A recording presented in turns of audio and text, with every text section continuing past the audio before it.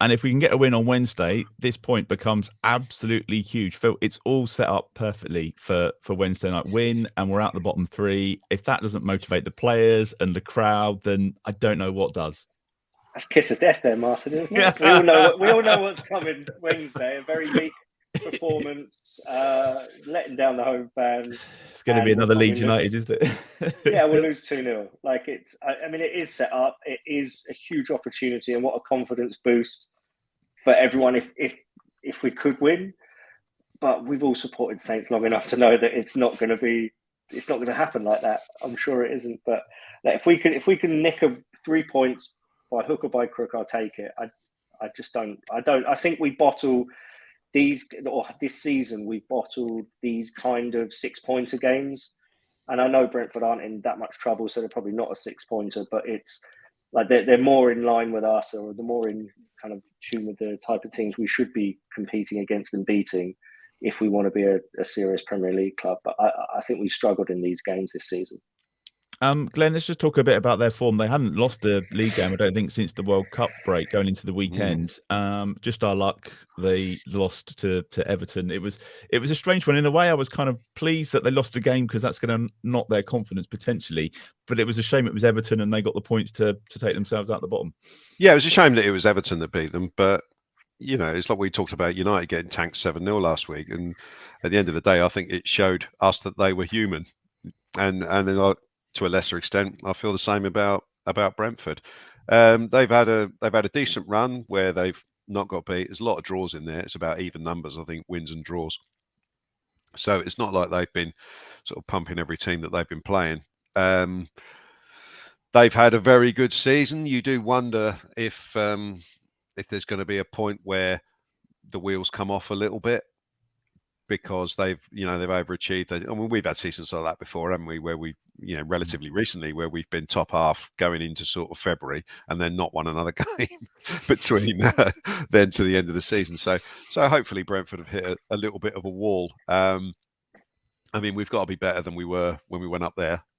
That was the Nathan Jones meltdown, best manager in Europe game, wasn't it? When we were pathetic and lost 3-0. You know what you're going to get from Brentford. It's going to be very physical. It's going to be, they're going to play with pace. They've got pace up top. They've got pace out wide. Ivan Toney is clearly not going to get banned in time for Wednesday, so he's going to be the major threat. And it's been a very good season. Very likeable manager. I've got nothing negative to say about them, really, but I agree with Phil. It's still, regardless of where they are in the league, they're the sort of team that we should be trying to beat, especially given the situation that we're in at the moment. So so hopefully they've turned one way and we've turned the other way, having stringed a couple of decent results together. So and it's all very well saying that we've lost these type of games this season, but we're in the stage now where we can't afford to. We're running out of these type of games, now, aren't we? We are, and ultimately going to Man United and getting a point won't mean anything if we get beat by Brentford. So we have to go into that game really, to play at 100 miles an hour from the start, and if the game stays level for 70 minutes, we really have to be targeting to win it in the last 20 minutes, not just contain what we had like we did against Leeds, for example, where we made the I'm not going to say it again, Chuckle Brothers substitution, and we spent the last 20 minutes just trying to see out the game and ultimately ended up losing. We can't do that in this game. So I'm looking forward to a decent atmosphere and the team putting in a shift, and hopefully we come out on top. I mean, it was 3-0 at their place last month, Steve, but that seems like a long time ago now. There's a lot of water and a new manager under the bridge, and it's going to be a very different game, you'd hope. Feels like a lifetime ago. I mean, it was 25, 30 degrees outside when I was watching that game. It sure as hell isn't that temperature now. I mean, a lot has happened. Certainly with us in that period of time. We're not the complete shambles that we were, and yet obviously we're still bottom of the league. So we're still in obviously that position where everything kind of you can't focus on any game beyond the one that you're looking at.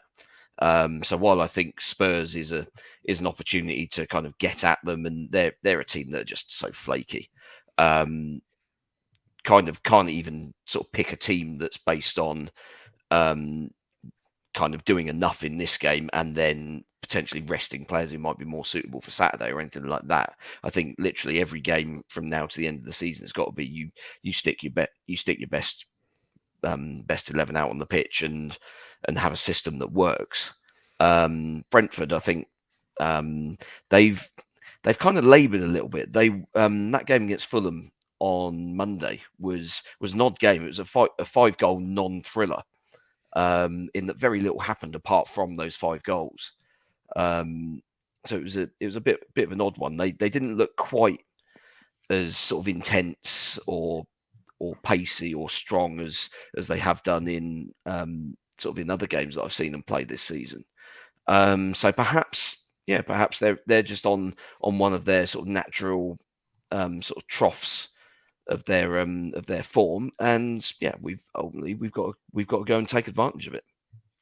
It's going to be a test for the defence that we've been talking about, Phil. This is going to be a real show of how far they've come, isn't it? Because to go to their place and lose 3-0, I think we had 4 at the back actually when we went there. This is going to be a real test on Wednesday night, and they're going to have to stand up and be counted. Yeah, I think so. I mean, Kane, Son, Richarlison. I mean, Richarlison always scores against us anyway, irrespective of what bad form he's going through. So he's one of those players that always seems to come back to bite us. I think we'll try and keep that one tight. I think that's one that we'll try and play for the 70 minutes, keep it tight, and then throw everything at it in the last 20 minutes if we're still in with a fighting chance. I'd love to be more positive than that, but I think Tottenham's attack, their defence, I think Glenn mentioned earlier that their defence is shaking, could be got at. And, maybe it's Tall Paul, maybe it's Adams, together. Maybe the pair of them together, a different type of formation, or at least switching them over towards the end.